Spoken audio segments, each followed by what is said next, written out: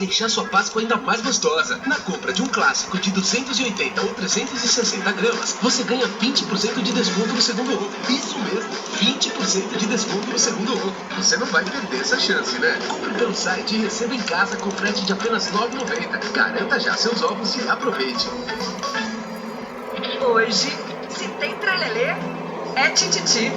Marcela se desiludiu com o namorado e resolveu fugir para São Paulo de carona com um amigo Osmar. Chove muito no estado de Minas e a previsão é de instabilidade nesta área, que abrange também o estado de São Paulo. Deus queira que não aconteça nada com eles. Logo depois, não dá para perder a última semana de Laços de Família. Você não vai me perdoar nunca, não é? Claro que não vai ser fácil esquecer todas as coisas que você me falou. Eu acho que eu quero esquecer isso. Eu acho que todo mundo. Eu te juro por Deus. Um grande sucesso seguido do outro em Vale a Pena Ver de Novo.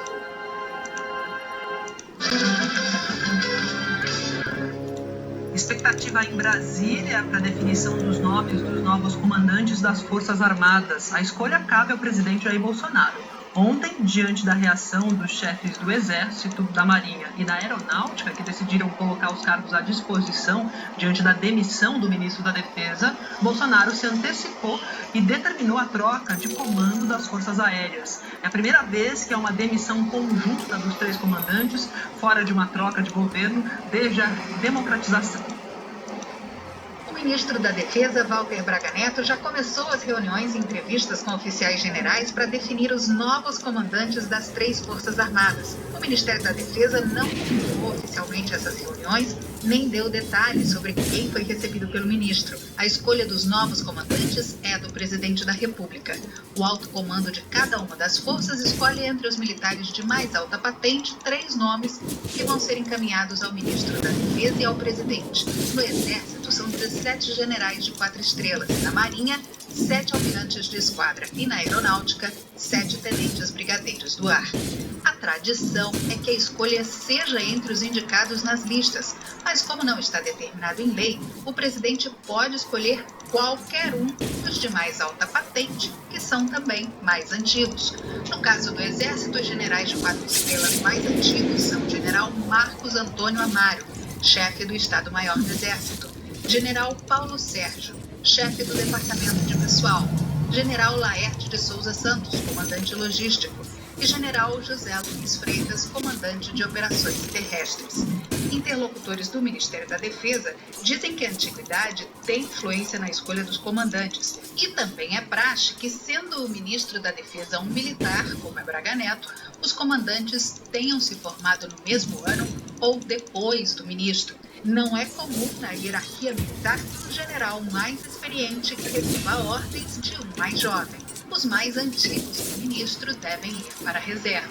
A expectativa é que o presidente Jair Bolsonaro escolha os novos comandantes a partir das listas encaminhadas pelas forças. Desde a redemocratização, é a primeira vez que os 3 comandantes são demitidos ao mesmo tempo, fora do período de troca de governos. Hoje, o vice-presidente Hamilton Mourão comentou o assunto. Disse que, apesar das trocas, o trabalho das Forças Armadas não vai mudar e que é prerrogativa do presidente trocar ministros e comandantes. As Forças Armadas, elas atuam dentro de um critério que é a legalidade, não é? Ou seja, dentro da missão constitucional e aquelas que são dadas aí pelas leis complementares, dentro da legitimidade que as Forças Armadas têm, né? Porque a nação há muito tempo decidiu que tinha que ter Forças Armadas, e sempre dentro da estabilidade, né? Ou seja, dentro dos seus princípios e valores. Então não muda nada. Eu julgo que a escolha tem que ser feita dentro do princípio da antiguidade, até porque foi uma substituição que não era prevista. Quando é uma substituição prevista, é distinta, então se escolhe dentro da antiguidade e segue o baile. O general Edson Pujol, do Exército, o tenente brigadeiro do ar Antônio Carlos Bermudes, da Aeronáutica, e o almirante de esquadra Ilques Barbosa, da Marinha, decidiram entregar os cargos durante a reunião de ontem no Ministério da Defesa, um ato de desagravo pela demissão inesperada do ex-ministro da Defesa, Fernando Azevedo e Silva, na última segunda-feira.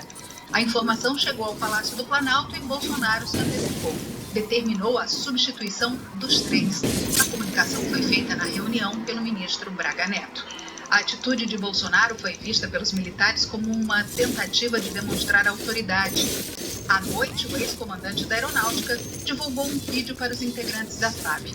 Depois de enfatizar que tinha tomado conhecimento ontem de manhã que o presidente iria exonerá-lo, o brigadeiro destacou a missão da Aeronáutica. Prezados integrantes da Força Aérea, acreditem na relevância da nossa missão, balizada pelos inarredáveis preceitos constitucionais que operam para a soberania daquilo que nos cabe.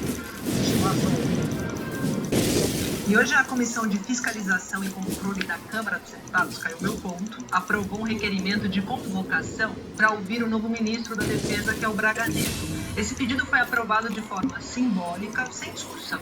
O motivo dessa convocação é uma suspeita de superfaturamento em compras do Exército. E por se tratar de convocação, o ministro da Defesa é obrigado a comparecer em até 30 dias, sob pena de incorrer em crime de responsabilidade. Também na Câmara, a Comissão de Relações Exteriores aprovou um convite ao ministro Braga Neto para que ele fale sobre as prioridades do Ministério. Nesse caso, ele não é obrigado a comparecer à comissão.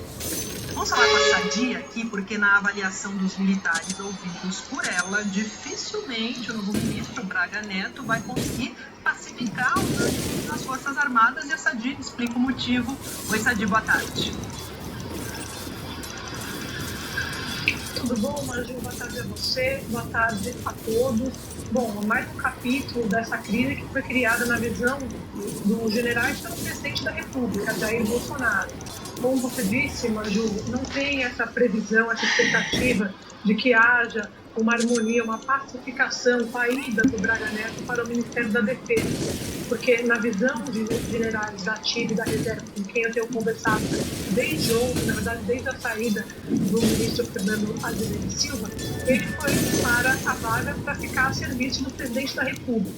Ele é mais alinhado, os generais acham que ele vai sim fazer o que o presidente da República quer, principalmente em relação àquela defesa que eu explicava aqui ontem, defesa, por exemplo, nas redes sociais do governo em medidas da pandemia, medidas que o presidente Bolsonaro ele critica como medidas mais restritivas, mas a grande questão e a grande dúvida desses generais é o seguinte: se esse pedido e essa pressão serão estendidos para o comandante do Exército. Mesmo assim, essa turma com quem eu tenho conversado, os generais, acham que hoje não existe um general da ativa que esteja disposto, que esteja totalmente alinhado ao que eles chamam de bolsonarismo raiz. Então, que não seria totalmente, não faria exatamente o que o Palácio do Planalto quer.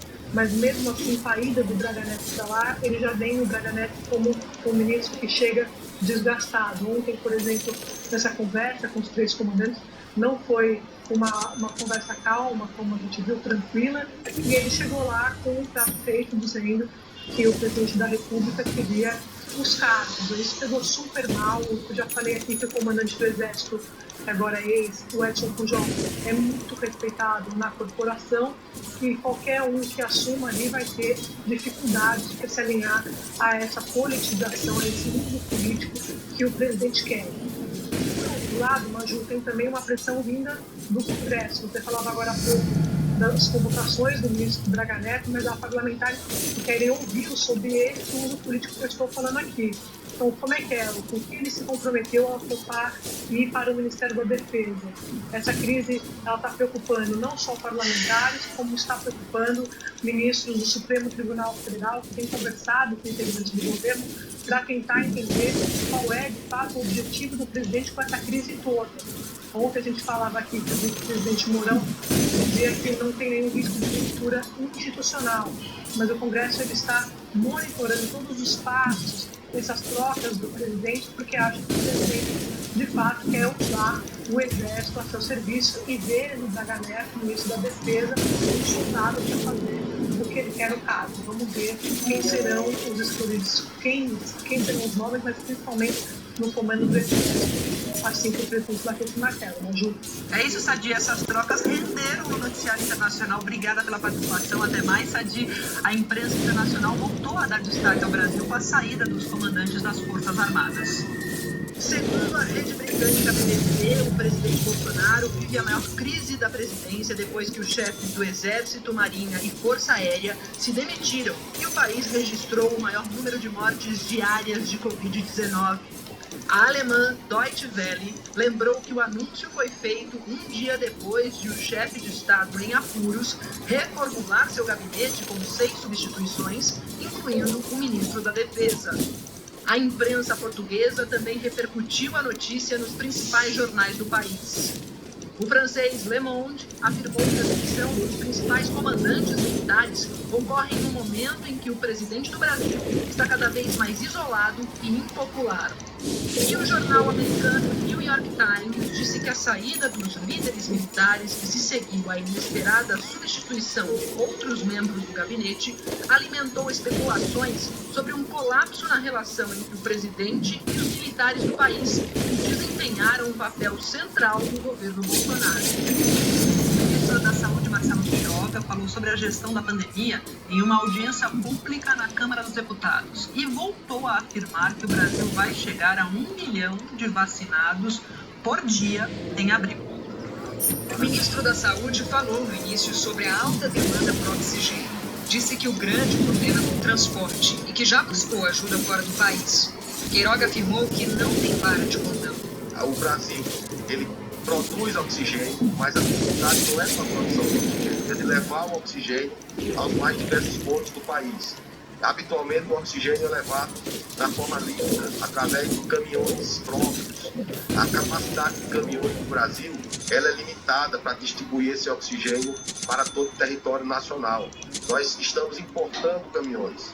Já fizemos um acordo com o Canadá para trazer 13 caminhões para o país. Precisamos chegar a um número de 50 caminhões. Qual é a solução para esse problema? Não tem uma vara de condão para resolver esse problema. E eu não sou aquele que vou trazer a solução. O ministro também foi questionado pelos deputados sobre prazo para entrega de vacinas. Queiroga reafirmou que tenta antecipar doses já contratadas com a Pfizer e voltou a se comprometer com a meta de vacinar 1 milhão de pessoas por dia em abril. Nós, na primeira manifestação que fizemos à sociedade, informamos que a meta de atingir 1 milhão de vacinados por dia em abril seria um objetivo imediato. E nós vamos conseguir cumprir essa meta. Pelo cronograma de vacinação, o Ministério prevê 562 milhões de doses até o fim deste ano.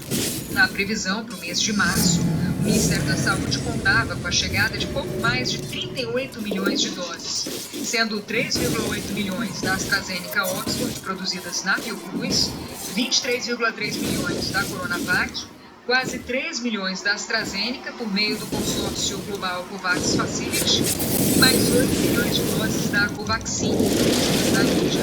Desse total, foram entregues, de fato, pouco mais de 19 milhões. Para abril, o Ministério da Saúde espera receber 47,3 milhões de doses. Mas há nesse cálculo 8 milhões de doses da Covaxin, que ainda não teve autorização de uso emergencial. E ontem a Anvisa negou o certificado de boas práticas à empresa de biotecnologia Bharat Biotech, que desenvolveu a Covaxin.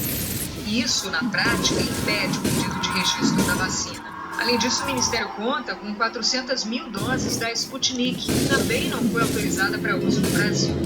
Ontem, a farmacêutica União Química, que representa no país o fundo russo, desenvolvedor do imunizante, diz ter concluído o lote piloto de produção nacional da Sputnik.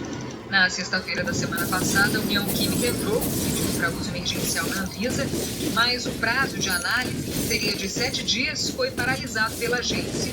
Segundo a Anvisa, 18% do total dos documentos obrigatórios para a abertura do processo ainda não foram entregues. E outros 18% também precisam de complementação. Então, de garantido mesmo para vacinação em abril, o Ministério da Saúde vai contar, por enquanto, com 27 milhões de doses da Fiocruz e do Butantan. Se o Butantan receber matéria-prima já contratada da China, aí consegue subir essa entrega para 13 milhões de doses e assim cumprir o contrato com o Ministério da Saúde. Semana que vem, o Instituto espera receber uma parte desse insumo. A Anvisa está reunida neste momento para analisar 2 pedidos. O primeiro é do uso emergencial da vacina da Janssen e o outro é para importação e distribuição da vacina Covaxin, que é desenvolvida pela Bharat Biotech da Índia. Raquel Honorato, que fez essa reportagem agora sobre as vacinas, está acompanhando a reunião e conta pra gente o que tem aí de detalhes, de novidades. Oi, Raquel. Oi, Maju, a reunião está acontecendo sim. Boa tarde para você, para todo mundo que está assistindo a gente, mas vamos começar explicando o seguinte: há 3 formas de conseguir aplicar vacinas no Brasil. Número 1, o laboratório consegue o registro. Número 2, por meio do pedido de uso emergencial. E número 3, pela autorização de importação e distribuição de uma vacina que já tenha sido aprovada por pelo menos uma lista de mais de 11 autoridades sanitárias estrangeiras. E nesse último caso, assim que a vacina é importada, segundo a Anvisa, já pode ser aplicada. Então hoje o que a Janssen está tentando, a Janssen está tentando é o pedido de uso emergencial. A vacina, ela já é aplicada em 2 países, nos Estados Unidos e na África do Sul, e tem taxa de eficácia global de 66%. O Ministério da Saúde contratou 38 milhões de doses da vacina da Janssen.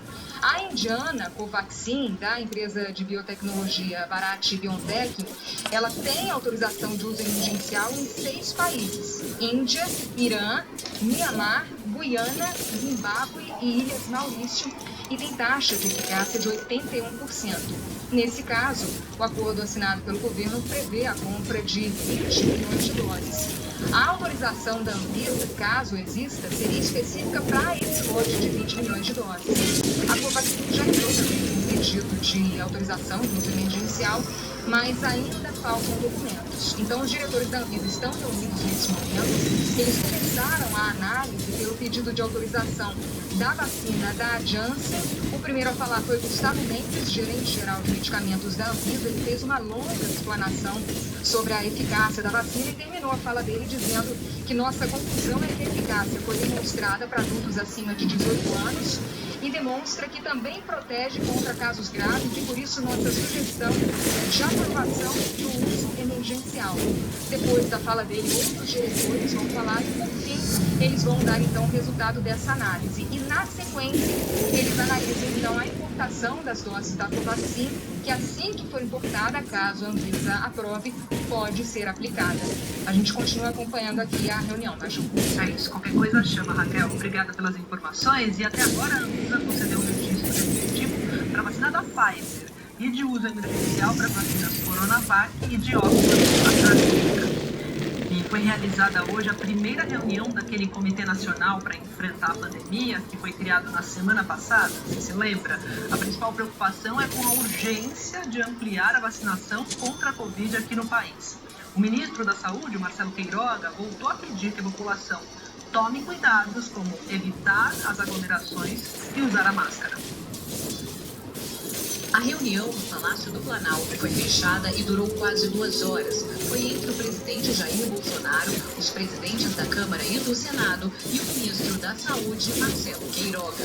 No fim, houve um pronunciamento, sem a presença do presidente Jair Bolsonaro e sem perguntas dos jornalistas. O presidente do Senado, Rodrigo Pacheco, do Democratas, falou das demandas dos governadores. Transmitir também ao presidente, aos demais membros do comitê, as reflexões, impressões, reivindicações dos governadores de estado e do governador do Distrito Federal.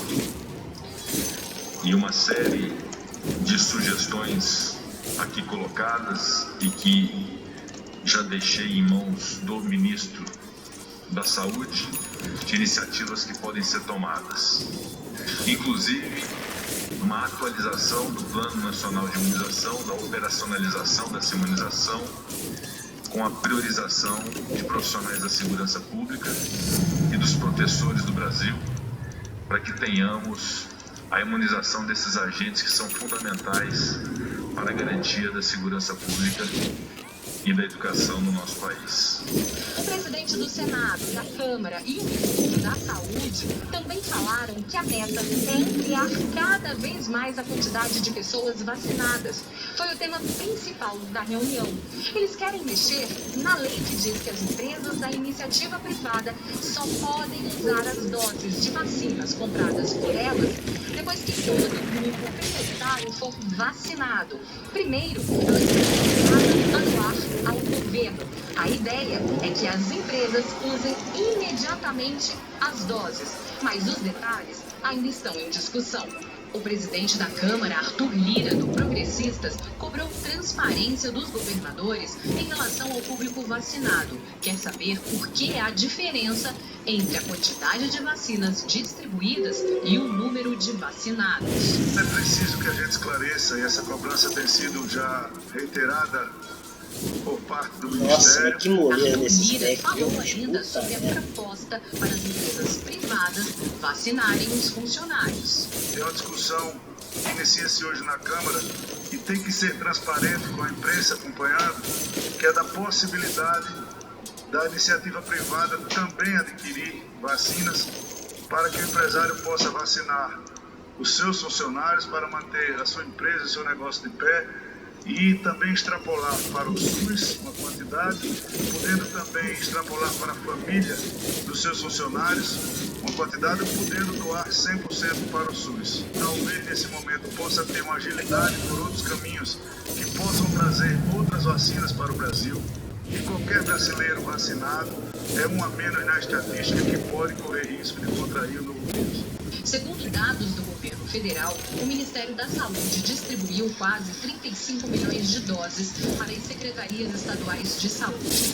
Repassaram pouco mais de 31 milhões de doses para as secretarias municipais. Segundo o consórcio de imprensa, o Brasil já vacinou quase 17 milhões de brasileiros com a primeira dose e quase 5 milhões já receberam a segunda dose. Apesar da orientação do Ministério da Saúde de que todas as doses distribuídas sejam usadas para a primeira dose, o presidente do Fórum Nacional de Governadores, o governador Wellington Dias, disse que as doses confiscadas são para a chamada reserva técnica do país.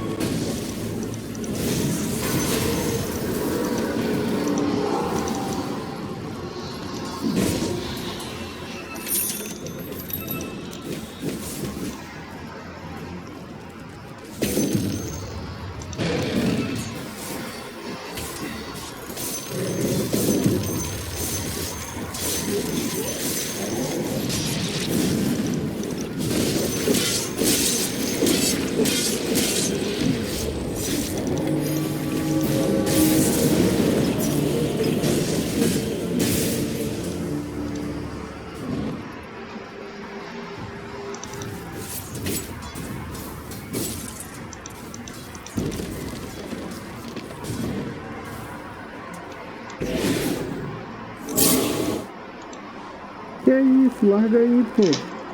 Larga aí, não trola não, não trola não, não trola não, não trola não. Deixa eu matar o cara. Deixa eu matar o cara, deixa eu matar o cara.